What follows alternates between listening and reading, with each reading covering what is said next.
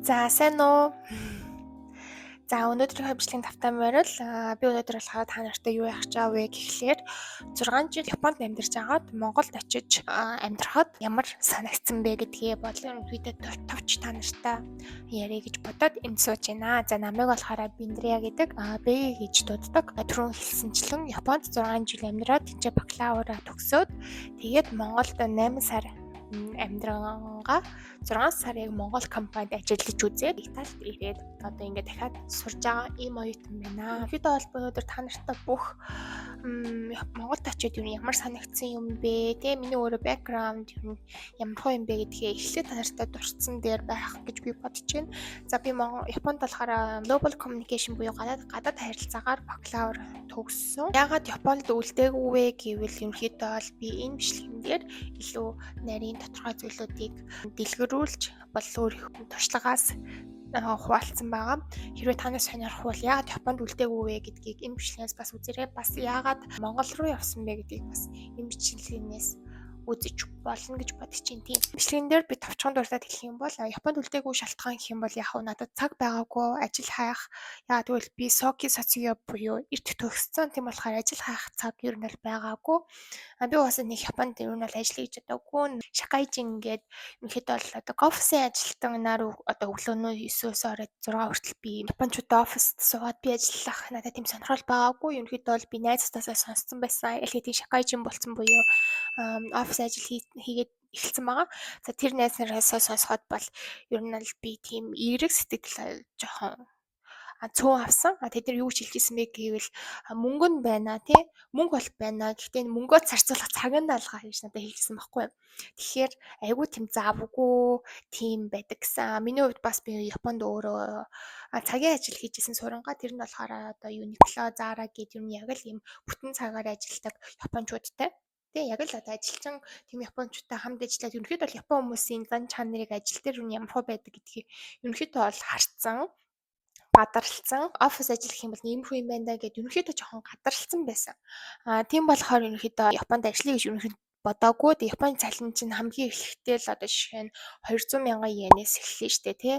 Тэгэхээр нэг 5 сая төгрөг орчим уу. Цалин нь тийм ч өндөр биш. Тэгэл маш их ажилдаг. Тэгээд Японд чинь найз майзтай болоход жоохон хэцүү. Би өөрөө миний зан чанарын хувьд яг Япон хүн шиг тийм зарим монголчууд аяагүй гоё Япон хүн шиг болсон байдаг штэ. Миний зан чанарын хувьд бол яг тийм Япон хүн шиг тийм юу гэдгийг амар тийм болоогүй байсан. За тийм хүний хувьд жоохон Япон найзтай болох жоохон хэцүү байдаг юм шиг надад санагддаг байхгүй юу. Тэгэл жоохон найз нөхөдтэй болоход жоохон тий орчиндөө жоохон мэдээж хүн чинь амьдрахын тулд найз нөхөд нэгээрээ байх хэрэгтэй шүү дээ тий. Тийм ер нь надад жоохон тиймэрхүү санагдаад бонд ер нь би өөрийгөө жоохон алдаад байгаа юм шиг санагдаад надад нэг л болохгүй юм шиг санагдаад тий би ер нь Монгол юм уу Итали явъя гэж аягүй итгэж боддог байсан. Тэгж жаад гэрийнхэнтэйгээ ярилцаад заад Монгол тэгвэл ажиллаж үзье гэж бодоо. Тэгээд би Монгол руу явахаар болсон. За яагаад Монгол руу явах болсон бэ гэвэл шалтгаанууд нэг юм бол ерөөхдөө бол Монголд ажиллаж үзмээр санагдсан. Монгол компани ямар байдгийг тий офис одоо Монгол компани соёл юм ямар хөө гэдэг монголчууд яаж сэтгэдیں۔ Энтэр гэх тэднийг бол монголчууд хамт ажиллаж үзмээр санагдсан. Тэнцэнээс хамт олонтой болмоор санагдсан. Ер нь бол 10 жилээ төгсөөд би өөрөө шууд Япон руу явчихсан учраас хүрээлэн буюу найзууд маань ер нь Монгол хүн гэхээсээ илүү гадаад хүмүүс юм байсан байхгүй. Тэгэхээр жоохон найзуудтай болон Монгол найзуудтай болон Монгол хамт олонтой болъё гэж бодоод тэгээд бас Монгол руу ямар санагдсан. За мэдээж хүмүүсийн одоо тий хүстэйгээр найзууд дотны найзтайгаа ойрхон их орондоо шүү дээ тий. Тэгээд гэрийнхэнтэйгээ өвөө эмээтэйгээ ээжтэйгээ ойрхон ингээд амьдарч үзье гэж бодоо. Тэгээд ерөнхийдөө бол анхаа ер нь Монгол руу явж ажиллаж үзье гэж бодоод ер нь тэгээд очсон байдаг юм аа. Тэгж очиод надад маш олон сэтгэлдлүүд бол төрж байсан. Сайнтай ч муутай ч маш их юм төрж байсан. За хамгийн бичлэгээ хэдүүлье. Гой дуусахын тулд би ихлээр сөрөг талуудыг нь яриад явчих гэж бодож байна. За буцаж очихдаа аягүй тийм Монголыг өөрчлөгдсөн байх. Одоо тэг ихтгэл найдвар өөрчлөлтөд очсон. Тэгээ ажилд орсон чинь жоохон соёлын ялгаанууд гарч ирсэн. Би чинь яг нөгөө нэг 10 жилээ төгсөөл яг нийгэмдэр гарах насн дээр яг нөгөө нийгэмдэртэй хүмүүстэй харьцаад энэ тэрэ одоо нийгэм гэж юм байдаг юм байна ч юм уу. Тийм насн дээр нөгөө Японд боловсрал эзэмшсэн. Яг Японд одоо хүмүүжсэн. Энийг одоо Японы школ гэж ярих уу.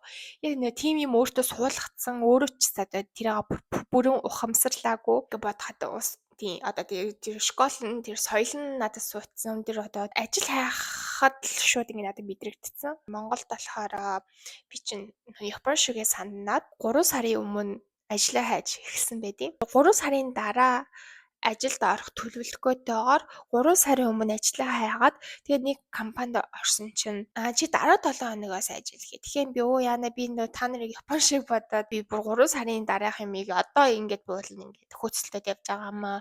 Гэ танай ажилд бол 3 сарын дараа ормоор л энэ гэж тэгчихсэн байхгүй. Тэгсэн чи үгүй чамайг дараа 7 хоногоос л авбал аавна авахгүй бол авахгүй гэд. Тэгээ би окей за 3 сарын дараа л би ормоор байна гэд. Би тэр 3 сард юу хийх гэжсэн бэ гэвэл Филиппин руу англи хэлний сургалтанд явна гэж төлөвлөсөн байсан байхгүй юу. Тэгээ надад нэг тийм одоо сонголт гарч ирээд Монголд үлдэж одоо тэр айгу том компанисэн Монголын тэр том компанид ажиллаж үлдэх үү эсвэл Филиппин руу англи хэлний сургалтанд явах уу гэдэг надад тийм хоёр сонголт тэгэл би угаасаа Филиппиний англи хэлний сургалтаа сонгосон л та.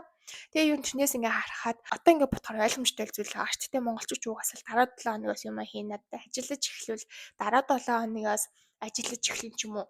Иймэрхүү бодолтой байгаа нь уус ойлгомжтой ч гэсэн би яг тэр үед яагаад ч юм уу Япончууд шиг гэх юм уу ингээд 3 сарын өмнөөс эртний шиг ажиллаа хайгаад ингээд ажлаа бат болгочоод дараа нь Филиппин явъя гэсэн тийм одоо бодолтой байсан л байгаа юм шиг байгаа юм л та. За тэрэн дээр ингээд нөө соёлын ялгаа маань гач ирж байгаа байхгүй юу. Тэгээ хүн ухамсарлаагүй байхад нөгөө нэг тэр юм ингээд хийгээд идэг юм байлээ л дээ. Ухамсарлаагүй байхад тэр юмд хандж байгаа хандлага маань ингээд харагдал байдаг. Тэгээ тэрэн дээр нөгөө Монголд удаа ажилласан одоо дөнгөж Японоос төгсөөд ирсэн энэ хоёр ийм зөрчилтэй айгүй одоо үүсэж эхэлдэг юм байлээ. За тэгээ би Филиппин руу явж ирчээд англи сургалтанд явж ирчээд тэгээ Монголд ирээд ажил хайгаад ингээ явж байгаад Монголын айгүй том компанид орсон.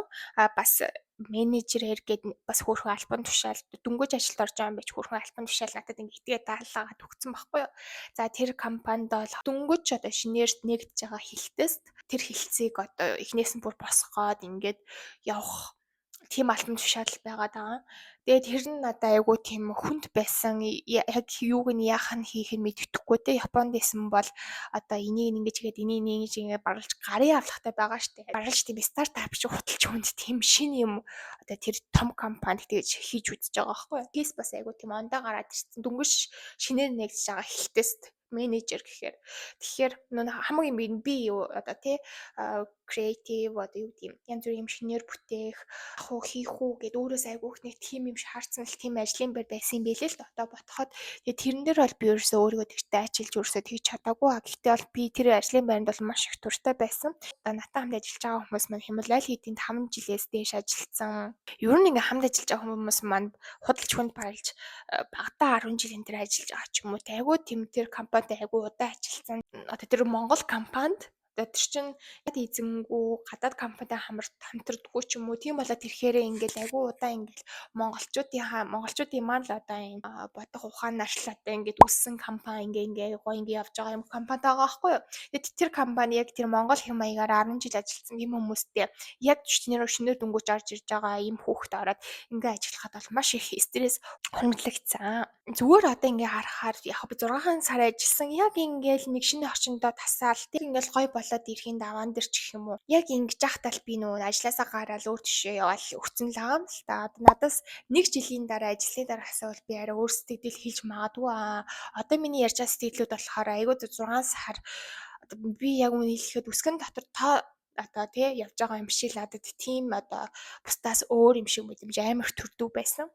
За ингээд хэдүүлээ жишээн дээр аваад үзэх юм бол би чинь Японд үйлчлэгийн ажил хийдэг. Тийм болохоор нөгөө нэг хүнтэй агуу ингэж мэндэлж бүр энд маань ингэ шингэцсэн байсан. Япончууд маань ч гэсэн өөртөө агуух нөгөө мэндэлдэг хүмүүс шүү дээ. Тэгээ би чинь нөгөө хүн сэтгэлтэй байх тусам Япончууд агуу доошоогоо мэндэлдэг штэ тий. Тэгээ би ингэ бүр амар доошоо ингэж би яг захирлынхаа дээр ажилд таарсан байхгүй юу. Захиралтайгаа бүр ингэ шууд тэгээ нөгөө захирлаа дандаа ингэж мэндэлдэг. Тэ ингэж мэдлдэг. Тэгсэн чинь дараа нь манай захирал дээд намайг мэдлж байгаа чинь гоё байна. Ингээд би чамайг ойлгож чинь. Гэхдээ ингээд хүмүүсийн хайжууд ингээд харагдахад ингээд би чамайг амар ингэж тий баралж баддаг юм шиг харагдаад байна гэж тийм надад комент ирсэн байхгүй юу. Тэгээд миний одоо санаа маань болохоо тэр хүнийг хүндлээд байгаа маань л тэрэлтэй. Би ингээд баралж одоо хүртэл ингээд хүнд баярсан талархснаа илэрхийлэхээрээ ингээд бүр ингээд доошоо бүр ингээд амар гүнзгий бүх юмар санагддаг байхгүй юу. Тэгээд нэг тиймэрхүү соёлын ялгаа, нэг өөрөө илэрхийлэх илэрхийлэмж, юмыг хийх арга барил энэ төр ер нь Японд төгссөн хүн одоо тий гадаадад Монголд очиод яг монгол хүмүүстэй хамт зэрэгцээд юм хийхэд бол яалтчгүй зөрүү бол харагддаг. Тэр зөрүүгээс хүн айгүй их ингэж өөр мэдрэмж авдаг тий. Тэгээ би буруу болоод байгаа юм болов би болохгүй байгаа юм болов гэд өөртөө айгүй буруу өгдөг. Тэрнээсээ олж стресстэй ийм л байдаг юм бэ лээ л одоо өөрийнхөө тэр анхныхаа ажлын тий Монгол компанийн захиралтай бол маш их хайртай. Намайг маш сайн удирдахч байсан. Би одоо Монголд очиод одоо интернетээр чинь баахал сөрөг юмнууд явдаг штэ. Энэч болохгүй, тэрнч болохгүй монголчууд ийм гэлсэн ингээд Японд амьдарч байхад бол ингээд сошиал медиагаар ингээд ер нь ингээ хүмүүсийн сэтгэл янз бүрийн юм сонсохоор бүр амар хэцүү сонсогдоод байдаг. Гэхдээ миний ажилласан компани бол үнэхээр гоё компаниэс манай захиралч би бүр маш сайн удирдлагын дор бол үнэхээр 6 сар бол маш сайн одоо их юм сурсан. Тим 6 сар бол миний хувьд бол байсан. За үнэхээр гоё компани, тийм гоё удирдлага байсан ч гэсэн одоо тэрэн дээр ингээл үйл алгацсан юмнууд маш их байгаа байхгүй юу? Одоо жишээ нь нэгт би түрүү хэлсэнтэй тэг бүх их дээр тийж чинь хоёр талаараа нөгөө нэг одоо жишээ нь ингэж би Монголд ахтаас сэтгэл зүйчдэр явж үзсэн Монгол сэтгэл зүйчдэр тэр аз миний одоо Монголд очиод хийсэн хамгийн зөв шийдвэр байсан. Өдөр ажилтаа байлаа гэж бодоход би орой 6 цагт тарах нь ойлгомжтой шүү дээ. Усаал би таарна. Тэгээд би за окей би 7 цагт тэгвэл одоо сэтгэл зүйчдэр цаг авъя гэд аль хэдийн цаг авсан байсан бол 7 хоногийн өмнөөс цаг авсан. Тэгээд би нөгөө захиралтай хэлээгүй яагаад гэвэл чинь нөгөө нэг уусаал ажлын гадуурх цаг байгаас тэгээ 7 цаг гэдэг чинь тий. Тэгээ би нөгөө захиралтай хэлээгүй тэр өдөр нь болоод би тэгээ захиралтай би өнөөдөр орой ингээд олоогоо сэтгэл зүйчтэй уулзнаа гэсэн чинь манай захирал би яг чамтай өнөөдөр орой илүү цагаар сууя тий. Ажиллаа яриа гэж бодчихсон шүү дээ. Энийг ингээд хийчихье гэж бодчихсон шүү дээ. Начи одоо наадхаа хурдан хэлэхгүйс өчтөр хэлэхгүй яасан гэж тэгж байгаа байхгүй. Тэр ч одоо хэний ч буруу биш байгаа байхгүй. Манай захирлын ч буруу биш юм одоо миний ч буруу биш.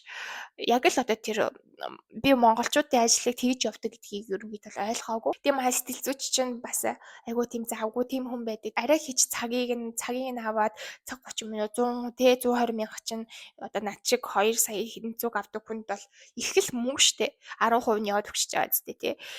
Тэгээд ингээд ийм чухал юм миний сэтгэл зүгээ ингэж ганц нээвдэгтэй тийм газар чухал юм байхад ингээд захирал намайг жоо зэмлэжсэн байхгүй чи ингээд эрт хэлэхгүй яасан юм бэ гэж. Өчтөр хэлэхгүй яасан ингээд. Би танд өнөөдөр хэлж штэ гэсэн чинь үгүй өнөөдөр өчтөр надаа өчтөр хэлэхгүйсэн. Би чамд би аль хэдийн нэг хоёлын нэг өнөөдөр илүү цагаар сууж агаад ярилцъя гэж бодож исэн. Тэгээ намайг ингээд баг 7 хүртэл амиг суулгах гэж байгаа байхгүй. Би тэгээ сэтгэл зүйч рүүгээ 7:30 гэж очиж байгаа. Иймэрхүү юм бол надад бүр үнэхээр таалагдаагүй. Энэ яг нөө Монголын л нэг явдаг, тэгээ ажил явдаг систем тэгээ ингээл орой суувал шүү бүх юм л одоо тэгээ даргын хэлснээр захирлын хэлснээр бүх юм болдог. Гэхдээ бид нар ч гэсэн одоо өөртөө ингэсэн цаг байгаа шүү дээ тий. Тэг бол миний бодлоор захирал надад төрүүлж за өнөөдөр хэдүүлээ тий энэ 7 хоногт хэдүүлээ тэтг өдөрт суун шүү ч юм уу 7 хоногийн өмнөөс идэ надад хэлсэн байвал би ядаж ажлаа зохицуулна шүү дээ тий. Гэвч би одоо тий эрүүл тойрноо байгаа монгол хүмүүсэд гэж хэлсэн чинь намайг зэмлсэн байдаг юм. Монгол хизээж тэгж ажил явдаггүй маа. Чи л захирлынхаа одоо тий барилж босуу гэснээр босуухгүй бол тий чи захиралтаа ингээд намайг босос суулгаарай гэж хэлдэггүй маа гэж тэгж байгаа байхгүй юу. Тэгэл надад тэр арга барил бол үнэхээр таалагдаагүй. Би бол хэний ч зэмлээгүй. Одоо тэр үед л Монголд би бол ийм цагтаа ийм газар л би ажиллахгүй гэж яг хэлэхэд бол ботсон. Тэгээ надад бол тэр бас нэг Монголд ажилламааргүй байсныг шалтгаан. Ажиллахаа одоо үргэлжлүүлмээргүй байсан бас нэг шалтгаан. Ингээ миний хувийн орон зайг, миний хувийн цагийг ингээ нэг хөндлөхгүй байгаа юм шиг санагдсан байхгүй. Тэгээд илүү цагаар ажиллаа, илүү цагаар суулаа гэд биднэрт мөнгө өгөхгүй шүү дээ. Мөнгө өгөхгүй. Одоо манай Японд байгаа хүмүүс бол мэдж байгаа. Тэ бид нэр яг л 6 цагтаа тардаг бол очиод хураагаа яг 6:00 бүгдээрээ ингэж очиж хураагаа уншуулаа тэгээд тардаг байхгүй. Яг л тэр цагтаа тарна. Барж ажил дээр 1 минут ч баралж тий худалч 5 минут ч илүү байж болохгүй. Барж илүү байчих юм бол намайг тэгдэгсэн шүү дээ. Чи яваач чинь ажил дээр ингэж тарчаад ингэ удаан байж болтгүй ингээд. Японы ойлгож ийн Монголыг ойлгож ийн. Гэхдээ тэгээд удаан суулгалаа Японд бол Монголд ч гэсэн би бол зөндөө л их илүү цагаар сууж исэн. Тэгээд мэдээч мөнгө төлөхгүй шүү дээ. Илүү их цагийн мөнгө гэдэг. Тэрэндээс би айгүй бухимдаж байсан. Ажлын байран дээр бол нэг тиймэрхүү юмнууд бол байсан. Тэгээд айгүй тийм соёлын ялгаанууд, миний бодох бодол, юмыг харж байгаа өнцөг, нийгэм ямар ах хэвээр инээ тэрэ гэдгээс шал өөр болохоор надад бол эхний 3 сар, 4 сар, 5 сар ер нь бол айгүй хэцүү байсан. Хүн гэхдээ тасаж болно л та тэр нь тасаж болно. Хүмүүс тасаа тэнд ажил хийж байгаа тийм Монголд ажил хийж байгаа, сайхан амьдарч байгаа зөндөө л хүмүүс байна. Би ч гэсэн тасаж болох байсан. Гэхдээ би тасмааргүй байсан байхгүй юу? Тийм тасмааргүй байсан. Тэгээ тасмааргүй байсан бол хазаа окей би бас Итали ямар эсвэл Итали явах боломж маань гараад ирлээ гэ тэр одоо боломжийг одоо өөртөө авсан одоо Италид ирсэн гэсэн. Монголд очиод бас нэг юм санагдсан юм нэг их юм бол хүмүүс бүр амар фейсбુક ухдаг. Бүр фейсбુકээс амар их мэдээлэл авдаг.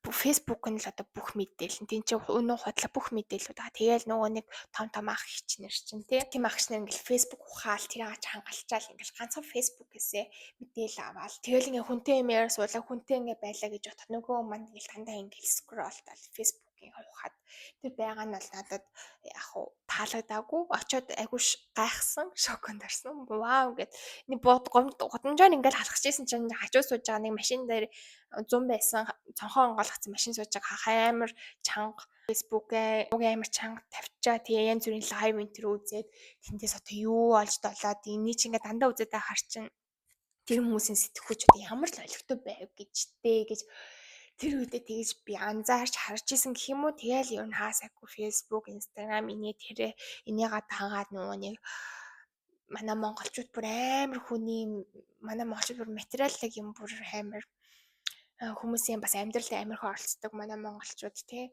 би хамаг сүрэг юм л ярьж байгаа шүү. Миний амьдралд оролцож байгаа л одоо тийг амьдралдаа одоо тийг гэл ингээл надад ингээл чи тийг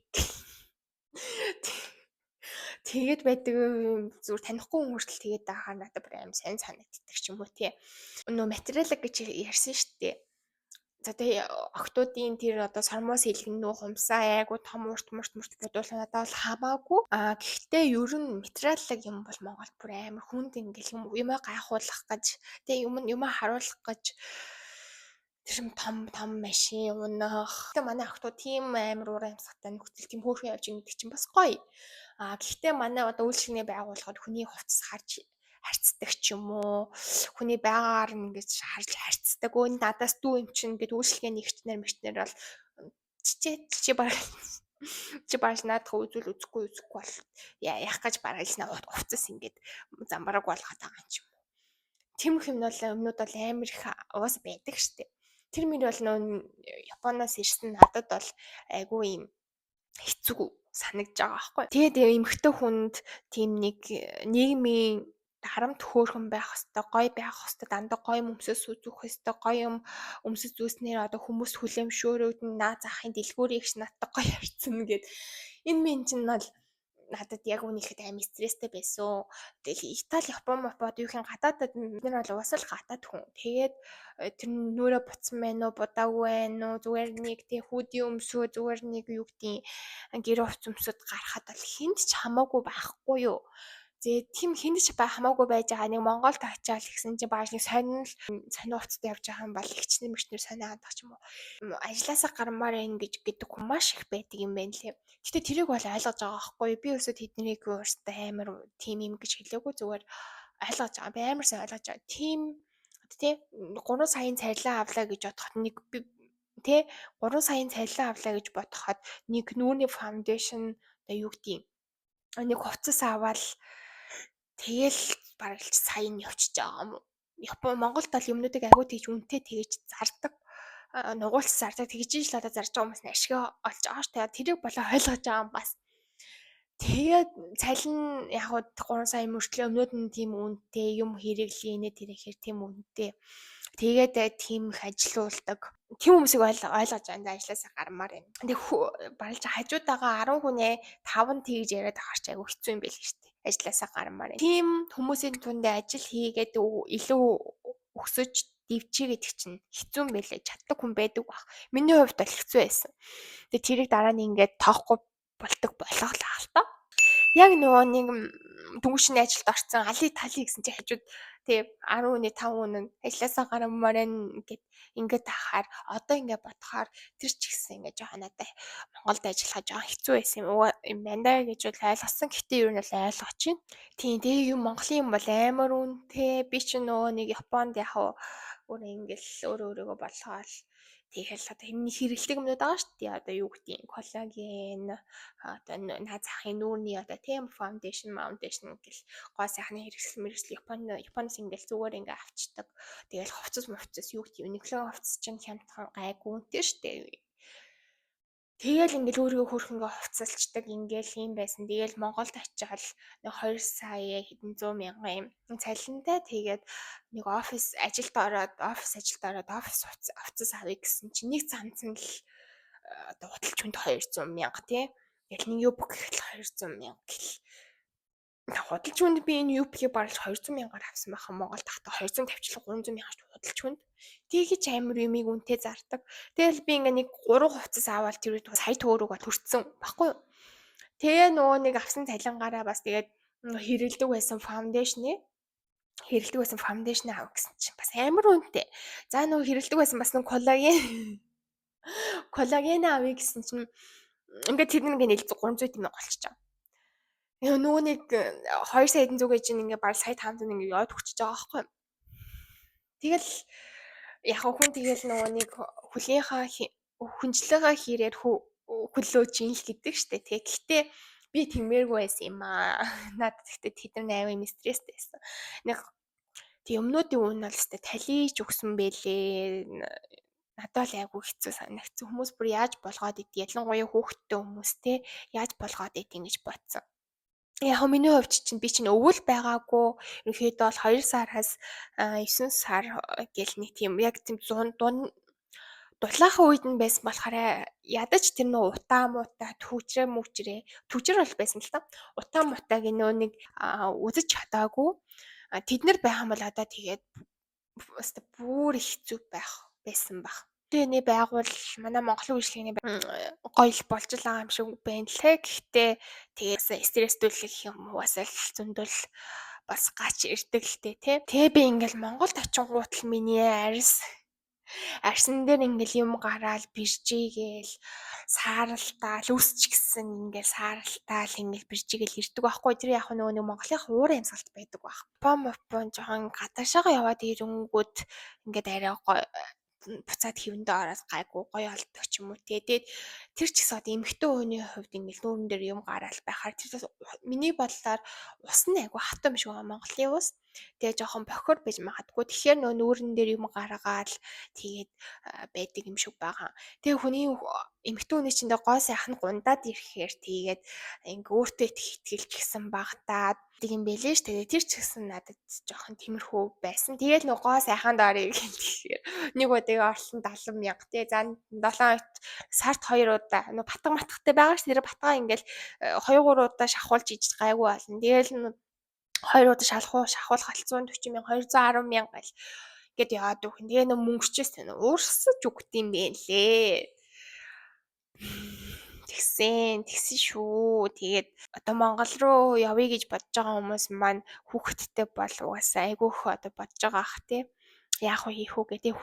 Ер нь хүний нөгөө нэг зорилго тий би ер нь Монголд очиод нэг team компанитай болъё, team бизнестэй болъё. Эсвэл тэр компанид яг энэ мэргэжлээрээ би ингэж тушаал твшээд ингэж явна гэд юм зорилго нь юм тодорхой ингээд явах юм тодорхой байл хүн тиймэрхүү жижиг сажиг одоо миний саний хэлсэнчлэн жижиг сажиг юм сөрөг юмнуудыг бол даваал харна. Хинт хамаатай ингээд тэгэхгүй за Монгол нэг юм байна да ингээд Монгол ингээ яваад гэсэн хүнд бол Монгол жоохон миний хувьд жоохон хэцүү одоохондоо миний бодлоор ялангуяа та хүүхэдтэй бол бүр хэцүү байгаа. Бас аав ээж нарын бас нөө бодож байгаа бодлоос нь болт юм байлээ. Зарим аав ээж нар чинь болохоор хүүхдээ одоо аав ээжийнхаа гэр бүлийнхнийхээ хажууд байлгамаар байна. Тэгж өсмөрөө монгол хэлийг заамаар байна. Өв соёлыг заамаар байна гэд.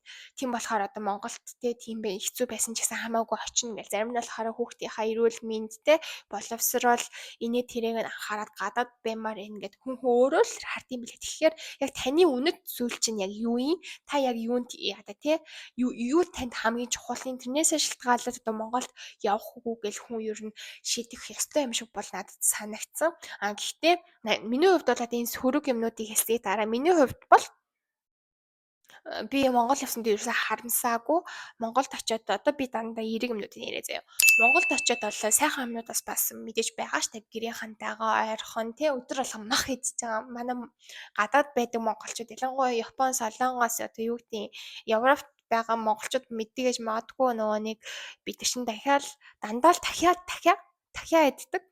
Тэгэл дандаа дахиа иддэг. Монголд бол өдөр алга өхрийн мах, хоньны мах энэ төр хийж идэл шүлмөл ууж байгаа штэ. Тэр нь бол маш сайхан цагаан идэгээ идчихэн тий. Тэгэл байр найр наадам гэл явхад ямар гоё. Тэгээд шинэ ажилд ороо шинэ тий хамт олонтой болоод бас ингээд шинэ соёлыг одоо улс орныхоо бас юмнаас л ингээд сурж ийн гэсэн үг шүү дээ. Тэр чинь бас шинээр өөрийгөө нээж ийн л гэсэн үг. Тэр чинь бас гоё. Очоо сайхан юмд одоо ингээд ерөн залуучууд тий үйлчлэгээний байгууллагууд энэ төр багаар ингээд сайхан болж байгаа. Тэгээ би нөгөө нэг монгол хэл дээр тий яг ингээд сайн сэтгэл зүйчтэй яг ингээд уулзаад сэтгэл зүйн зөвлөгөө аваад ингээд явхаар бас би бас тэрэндээ маш их баярлаг. Сэтгэл зүй дээр явсан одоо сэтгэл зүйч авсандаа гэх юм уу сэтгэл зүйч дээр явсандаа бол би маш их баярлдаг. Тэр бас миний Монголд очисон одоо хамгийн одоо хийсэн зөв сонголтуудын маань бол нэг гэж бодож байна. Daytime гээ тэгээд гой концертэнд явж чадна. Тэгээд тийм хүмүүс бол байгаа л та мэдээ сайхан эерэг юмнууд байгаа. Яг хуу зүгээр та нараа нэг юм хүсэхэд зүгээр яг ингээд Монголд гоё юм хийж чадъя ингээ гэсэн хүмүүс маань Монгол руугаа яваад юмнуудаа ингээл юм хийж байсан одоо Монголаа хөгжүүлэхдээ одоо хувь нэмэр оруулах тий багаар ч гэсэн хамаагүй хувь нэмэр оруулах тийм юмнууд бол Монголдо очиод бас хийгээсэй гэж бас хүсэж байна. Мэдээ сайн зүйл байгаа, муу зүйл байгаа. Бид нэр одоо юу гэдэг над шиг түгэж 10 жилээ төгсөөд гадаадд очсон. Тэгээ Монгол руу очиход танд эхний 6 сар тий эхний 1 жил бол маш их хэцүү санагдана. Гэхдээ ер нь жилийн дараа гэхэд хүн тасаад ингээд ирнэ. Ирдэг юм шиг бэн лээ. Би өөрөө тасмаар байсан. Би өөрөө айгуу тийм атлын явдалт дуртай, тийш явах дуртай. Боломж байвал тэрийг атгахчээ гэсэн нэг тийм надад бас тийм бодол байсан учраас би бол одоо Италид ирээд байж байгаа. Юу ярьж илаа? Би ч бас яг тэр компанид яг өөрийгөө одоо ирээдүйд захирал махал дарга марга болно гэдгийг ерөөсөө хараагүй тэрэн дээр надад карьер хөөх надад ямар ч тийм сонирхол бодол байгаагүй учраас би бас айгүй тэгэж надад хэцүү байсан байж магадгүй. Айгүй тийм хэцүү байсан байж магадгүй. Одоо ингээд бодох надад Монголд жоохон хэцүү байсан. Ер нь бол айгүй хэцүү байсан. Би ч ер нь жоохон ингэж явдаг, хийж ингэж явдаг төрлийн хүн юм шиг байгаа юм л та. Тэг хүн хүнээс шалтгаална хүний зорилго хүн хүний одоо ааш зан тий үнэт зүйл гэд би бас түрүүн хэлсэн. Эднээс ингээд шалтгаална шүү. Тэгээ та нарт ингээ миний хэлсэн юмнууд хитрхи одоо сөрөгч энэ төр байсан бол уучлаарай. Одоо надад мэдрэгцэн одоо тий мэдрэмж маань л тэрийг одоо нэг нөгөө хэлхийг хичээлээ. Тэгээ надад хэлээгүй үлдсэн юмнууд ч гэсэн байгаа байх. Гэхдээ та нарт би хэрвээ дараа нь ингээ байгаад бүр ингээд илүү дэлгэрэнгүй ч юм уу арай өөр одоо хим маягаар яриа гэвэл би part 2 гэж бол хийж болно. Тэгээд та нар маань сэтгэл байвал дор сэтгэл үлдээгээрэй заяа. Тэгээд баярлалаа. Одоо би энэ YouTube channel дээр болохоор ерөөдөө Япон хэл, Итали дээрээ ямар санагдсан туухны хөгжүүл гэд энэ YouTube channel дээр айгүй олон төрлийн бичлэгүүд хийж хүмүүст хуваалцдаг. Тэгээд хүмүүст бас хань одоо тий хүмүүст нэг мэдлэг болч өөрийнхөө туулсан одоо тий туршлагаас хүнд бас нэг юм ухааруулчвал бас нэг хүний хариултыг нь бас энэ видеогоор ингээд ганц ч гэсэн хариулт одоо шаналж байгаа юмд нь хариулт хэлээд өгчүүл гээд энэ видеонуудыг нь бол ингэж хийж юм ярианы видеонууд бол айгүй хийдэг. Тим YouTube channel байгаа шүү. Тэгээ та нар маань энэ зүрийн асуулт байвал доор үлдээгээрэй. За нэг хүн надаас Монголоос юу Японоос юу авч явах уу гэж асуусан байсан. Миний хувьд бол ёстой юу авч явж болмоор энэ бүгдийг л авч явах гэж хэлнэ. Ягаад гэвэл би ч ямар ч офис хувцасгүй оюутан амьдралаа төгсөөл Монголд очсон. Ямар ч офис хувцас байхгүй надаа ингээд офис хувцас авах хэрэг амар үнэтэй бид сая 3% сая төгрөг болсон гэж штэ тий. Тийм болохоор би яа тэгээд энэ хувцас хонороо сайн зохицуулж Японоос авч байж ирэхгүй яав даа гэж бодсон байхгүй. Би өөрөө Uniqlo-д ажилладаг байсан болохоор 30%-аар хямдруулаад авчин. Тэгээд одоо жишээ нь наад захын манай гэр бүлийн хувьд болохоор нөгөө янз бүрийн 0% агч шампунь юу гэдэг гэр бүлийн янз бүрийн бүх хэмээг нь манай гэрийн нөөник Японоос авчирсан. Тэгээд чанартай хямдхан шүү дээ Япон ер нь бол. Тийм тэгээд юу авчрах вэ гэсэн байсан дээлстэй чадах юм юу байна хэрэгтэй юм те юу байна бүгдийг нь л одоо Монгол руу авч яв гэж хэлмээр байна. Өнөөдөр имжлэг үзсэнд баярлалаа. Ойлгомжтой ярьсан байх гэдэгт итгэлтэй байна. Тэгээд дараагийн имжлэгээр уулзъя баяртай.